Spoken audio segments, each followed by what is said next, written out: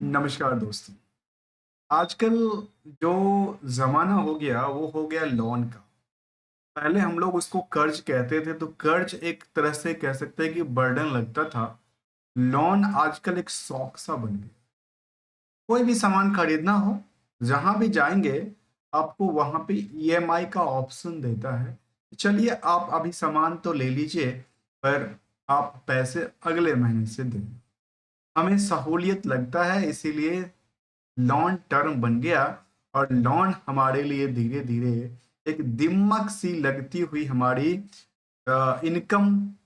Income में दिमक सी लगती हुई देखी जाती। यदि हम चर्चा करें इस लॉन और कर्ज की आपस में तुलना करके, तो लॉन जैसे हमने कहा कि लॉन आजकल शौक हो गया।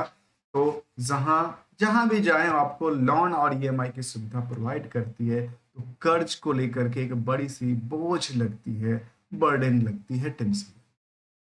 मैं चर्चा इसलिए कर रहा हूं कि आजकल दिमक जैसी खाती जाए इनकम को लॉन एक बहुत बड़ा रोल प्ले करता है इस दिमक वाली इनकम। देखिए इसमें मुद्दा क्या होता है, जो इसमें हम जानने की आज कोशिश करेंगे कि आखिर डेट जो हम लोन है और लोन से फ्रीडम कैसे पाएं। और साथ में जो इस कर्ज की जाल बुनती जा रही है दिन ब दिन, चाहे हमारी शॉपिंग हो, चाहे हमारी कोई बड़ी इक्विपमेंट्स हो घर के लिए, या कोई कोई भी सामान ही क्यों ना हो, जिसको हम चाहे लग्जरी की बात करें, चाहे हम जनरल यूज की भी बात। जो कर्ज का जाल है वो दिन ब दिन बढ़ती जा रही है। और इससे बेहतर जानने के लिए हमें क्या करना पड़ेगा, इसको हम डेट्स फ्री कैसे हो सकते हैं, डेट्स फ्रीडम कैसे पा सकते हैं, आज इन्हीं बातों को लेकर के हम लोग चर्चा करेंगे, जिसमें मुख्य तौर पे 5 बात शामिल होगा। जो आखिर इसको डेट्स फ्री होने के लिए क्या किया जा सकता है, और क्या इसमें स्टेबिलिटी बनाने के लिए अपनी खुद की कैपेसिटी किस तरह से बिल्डअप किया जा सकता है। सबसे पहला मकसद होता है, जब भी कभी अपनी फाइनेंशियल सिचुएशन को समझें, तो उसमें ये जानना जरूरी है कि हमारा बजट क्या है। बजट अर्थात आपकी किचन से लेकर के चाहे शॉपिंग कॉम्प्लेक्स तक की ही बात हो, चाहे आपके फैमिली में कोई फंक्शन ही क्यों ना हो, या कोई फेस्टिवल में होने वाले खर्चे को लेकर ही क्यों नहीं लिया जाए, उसको लेकर के बजट बनाने की सबसे पहली मुद्दा होती है कि बजट बनाएं। और बजट को बनाते समय इन सभी बातों को ध्यान रखें, जिसमें कि आपके होने वाले, चाहे वो किचन का आइटम्स हो, या फिर आपको खर्च होने वाले फेस्टिवल पे कुछ अननेसेसरी और नेसेसरी की खर्चे। दूसरा अहम मुद्दा होता है कि यदि पुराना कोई कर्ज चल रहा है, तो उसको समझना है कि क्या कर्ज वो हमारे जो इंटरेस्ट रेट है वो क्या हायर है या लोअर है, आज के टाइम में मार्केट में किस रेट पे अवेलेबल। उसमें भी दो अहम मुद्दा होता है कि आखिर कर्ज को लेकर के क्या हम पुराने कर्ज को चुकाएं या नए कर्ज को इकट्ठा करें। उसमें ध्यान देने वाली बात यह होती है कि लुभावने ऑफर के चक्कर में नए कर्ज ले करके पुराने कर्ज को भी तोड़ने का काम करती है, क्योंकि ये ऑप्शंस बैंक और सभी सब जो फाइनेंशियल सर्विसेज प्रोवाइड करने वाली कंपनी है वो देती है। वो बीटी का ऑप्शन देता है कि आप अपने बैलेंस को ट्रांसफर कर लीजिए, लेकिन शायद उसमें हम लोग ये भूल जाते हैं कि जो इंटरेस्ट रेट है और इसके अलावा जो प्रोसेस और अननेसेसरी के जो खर्चे बैंक हिडन चार्ज के नाम पे काटेगी, उससे कैसे बचें। इसीलिए उन दोनों पहलुओं को आपस में कंपेयर करने के बाद ही इनको डिसीजन करें कि हम पुराने कर्ज को खत्म करना चाह रहे हैं या नए कर्ज को इकट्ठा करने की कोशिश। अब आती है तीसरी अहम मुद्दा कि अतिरिक्त इनकम बनाएं। भाई कैसे बनाएं, हमारी कैपेसिटी तो उतना है नहीं। हम तो सुबह जॉब करते हैं, रात को सोते हैं, तो हमारे पास कहाँ से आएगा अतिरिक्त इनकम। इनकम बनाने के दो ही पहलू हैं अतिरिक्त, या तो ओवर टाइमिंग करके, या फिर कुछ न कुछ ऐसी काम जिससे कि जो हमारा इन्वेस्टमेंट है, जो हम सेविंग कर रहे हैं, उसी से दो पैसे का अर्निंग भी हो, तो इसी को हम अतिरिक्त इनकम के तौर पर ले सकते हैं। तीसरी के अलावा यदि चौथी मुद्दा की बात करूं तो कर्ज को रिफाइनेंसिंग करने की जरूरत, जो कि हमने पहले सेकंड आइटम्स के अंदर इसको कवर किया था, कि जब भी कोई कर्ज पुराना है नया की बात करते हैं, तो उसको समझने की जरूरत है कि आखिर आपस में क्या कनेक्शन है, क्या बेनिफिट होने वाला है ओवरऑल चार्ज और इंटरेस्ट रेट के साथ, तभी कर्ज को रिफाइनेंसिंग करने का काम भी किया जा सकता है। सबसे अहम मुद्दा होता है इसमें आपातकालीन फंड, जिसको कहते हैं इमरजेंसी फंड। इमरजेंसी फंड हमारे लिए कभी भी आ सकता है, और जो इमरजेंसी फंड की जरूरत कभी भी हो सकता है, जिसके नाम ही इमरजेंसी से रखा गया। अचानक से कुछ हो जाना, फिर हमारे हाथ में कुछ मिलना नहीं, फिर कटोरे लेके घूमते रहना, फिर इसमें कुछ क्या होगा। तब उस सिचुएशन में कोई आपको हायर इंटरेस्ट रेट पे कोई लोन प्रोवाइड कर देगा, फिर उसके चक्कर में फंस जाना, फिर से वही सिचुएशन, जो डेट्स के हटने के बजाय डेट्स के ट्रैप में लगातार आते आते आते रहना। इसको ये भी कह सकते हैं कि कर्ज वाले जो ट्रैप है, लोन की ट्रैप है, उसमें दिन बाय दिन फंसते चले जाना, जिससे टेंशन तो कभी फ्री होगी नहीं, लेकिन एक तरफ हेल्थ का भी इशू होगा, तो दूसरी तरफ फाइनेंशियल दिन बाय दिन इशू होती है, क्योंकि ये एक तरह से बिजनेस है। जो काम करते हैं उनके लिए तो बिजनेस बनती जा रही है, क्योंकि उनका काम है आप हमें आपको लोन देकर उनका इंटरेस्ट कमाना, और वो कमा करके अमीर बनते जा रहे हैं, और कर्ज ले करके जो छोटे तौर पे कर्ज लेते हैं, वो दिन ब दिन गरीबी की रेखा के अंदर घिसते चले जाते। तो आइए आज हम आपको कुछ डिसिप्लिन डिसिप्लिन वाली बात को सामने रखने की कोशिश करते हैं।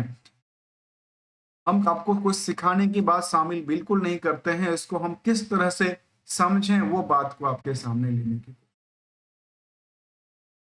एक सवाल आता है कि क्या हम लोन को मैनेजमेंट के तौर पे समझ सकते हैं, तो बिल्कुल ही सही समझ सकते हैं, और सही तरीके से रणनीति भी बना सकते हैं इसको लेकर के, इस कर्ज को लेकर के, जो ट्रैप होती हुई इकोनॉमिक है, ट्रैप होती हुई खुद की इनकम का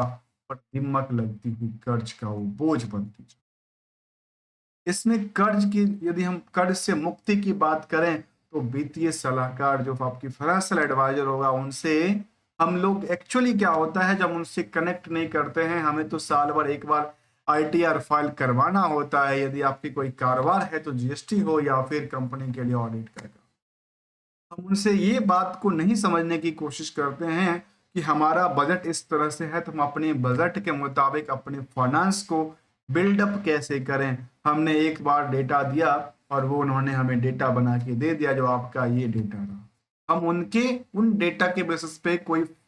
बजटिंग का प्लान नहीं करते। इसीलिए सबसे अहम मुद्दा होता है कि बजट करना जरूरी है, कि हमारे कितने इनकम हैं और इनकम के साथ हमारा खर्चे कितने जा, उसमें डिसिप्लिन मेंटेन करना जरूरी है, कि आखिर खर्च जो है क्या वो नेसेसरी है, अननेसेसरी है, क्या फेस्टिवल्स के हैं वो, फिर वो क्या हम मौज मस्ती के लिए करें।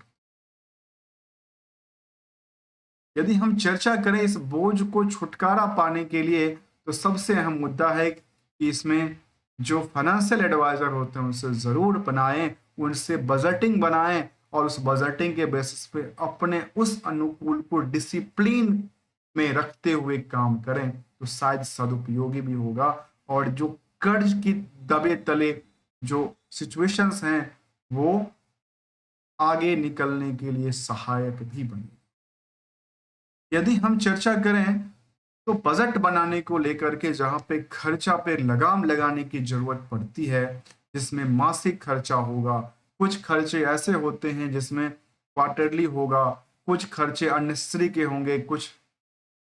खर्चे जरूरत के होंगे, उनको समझना जरूरी है कि क्या करें, बाहर खाना खाएं शॉपिंग कॉम्प्लेक्स में महंगी आइटम खरीदें या ना खरीदें, जो आवश्यक है उस पे ध्यान दें या अननेसेसरी के शौकीन के लिए काम करें। तो हर महीने की बजट बनाना जरूरी है कि आखिर इनकम कितना है और उसके दबे तले हमारा खर्च कितना है, और खर्च को कम करने की जरूरत है, तो इनकम को एक तरफ बढ़ाने की जरूरत भी पड़ती है। यदि चर्चा करें कुछ ब्याज दर वाले कर्ज को लेकर के, तो वहां पे इन बातों को ध्यान रखें कि कर्ज हम पुराने चुका रहे हैं तो नए हम बीटी ट्रांसफर करवा रहे हैं, उसमें हमें बेनिफिट क्या मिलने वाला है, क्या इंटरेस्ट रेट का बेनिफिट है, क्या अननेसेसरी के हिडन चार्ज की वजह से क्या उससे ज्यादा कॉस्टली तो नहीं पड़ जाएगा, इसको भी ध्यान रखें। इसीलिए इन सब चीजों के लिए किस अपनी फाइनेंशियल जो एडवाइजर्स होते हैं उनसे जरूर कांटेक्ट करें, कनेक्टिंग करके रखें। अब देखिए अननेसेसरी के खर्चे के तौर पे, अब जब भी किसी भी शॉपिंग कॉम्प्लेक्स या किसी भी तरह के कह सकते हैं कि खरीदारी के लिए जाते हैं, तो आप अपने क्रेडिट कार्ड का यूज करते हैं। क्रेडिट कार्ड में भी कई सारे ऑप्शंस होते हैं, जहां पे कुछ ऑप्शंस आपको अमीर बना सकता है, क्योंकि क्रेडिट कार्ड आपको 45 डेज का टाइम देता है कि आप अपने पैसे को चुका दीजिए, उसमें बिना कोई इंटरेस्ट रेट का होता है। लेकिन वहीं दूसरी तरफ जब आपने पैसे को एक दिन भी डिले किया, उसके बदले credit card company, banking company उस पैसे पे तो इंटरेस्ट लेगा ही लेगा, साथ में एक पेनल्टी भी इंक्लूड करेगा। तो उसके बजाय जो 1 रुपए की खरीदारी हुई, पता चला 2 रुपए का तो मेरा नुकसान चला गया इंटरेस्ट और पेनल्टी पे आउट करने। जिस भी शॉपिंग कॉम्प्लेक्स जाते हैं वहां आपको ईएमआई की बड़ी बड़ी बातें शामिल करता है कि इंटरेस्ट रेट हमारा फ्री है, हम आपको 3 महीने 6 महीने के इंटरेस्ट रेट फ्री देते हैं। उस चक्कर में तो हम ले लेते हैं, लेकिन हमारी कैपेसिटीज नहीं होती है कि हम उनको पे आउट करें। क्या होगा, उस टाइम पे ले लिया पर इनकम सोर्स ना होने की वजह से वो पिट गई, फिर एक के बदले 2 रुपए का नुकसान हो जाता। इसीलिए इन पॉइंट को समझना जरूरी है। तो साथ में इनकम सोर्स को इंक्लूड करने के लिए क्या किया जा सकता है, यदि खुद की रिसोर्स के यूज करेंगे तो टाइम के मुताबिक अपने टाइम यूटिलाइज करना जरूरी है, तभी अतिरिक्त इनकम, एक्स्ट्रा इनकम जनरेट किया जा सकता है, जिसके तौर पे छोटा सा अदर जॉब हो सकता है, फिर फ्रीलांसिंग का सर्विसेज हो सकता है, छोटा सा कुछ अलग से डिफरेंट टाइप्स ऑफ बिजनेस हो सकती है, जिससे कि कुछ एडिशनल अदर इससे जो हमारा main net source of income है उसके अलावा कुछ एक्स्ट्रा इनकम का सोर्स जनरेट हो। तभी तो जो बढ़ती हुई खर्चे हैं, क्योंकि खर्चे पे लगाम नहीं लगाया जा सकता, तो इनकम पे हम इंक्रीज कितना गुना कर सकते हैं वो डिपेंड करता है। तो इसको लेकर के थोड़ा फोकस करें। यदि हम आगे चलें तो समझें इसको लेकर के, जो आखिर कर्ज को रिफाइनेंसिंग को लेकर के जो चर्चा करते हैं, कंसोलिडेशन को लेकर चर्चा करते हैं, तो ब्याज दर को हिसाब से जैसे हमने कहा कि उसको ये जानने की जरूरत पड़ेगी कि आखिर हमारे लिए पुराने बेटर है या हम नए कोई कर्ज ले रहे हैं तो क्या हमारे लिए वो बेटर। दोनों को कंपेरिज करने के बाद उनकी नेट नुकसान और नेट फायदा समझने के बाद ही उसको डिसीजन करे, अदरवाइज वो उस ट्रैप में दोबारा फंसा लेगा जिस ट्रैप से हम छुटकारा पाने की कोशिश कर रहे हैं। यदि हम इमरजेंसी फंड की तरफ ध्यान दें, जो बहुत अहम मुद्दा है लास्ट जो, जबकि कुछ ना कुछ इमरजेंसी के तौर पे खर्च हो जाना, उसके लिए भी हम लोग आजकल क्या होता है लोन ले लेते हैं। इमरजेंसी लोन भी देता है, कोई कैश लोन देता है तो कोई क्रेडिट लोन देता है, लेकिन हम अपनी इमरजेंसी फंड नहीं जनरेट कर पाते। तो जो बची हुई चीजें हैं बजट में बची हुई बचत को लेकर के उसको कुछ ना कुछ अलग अलग डिफरेंट टाइप्स ऑफ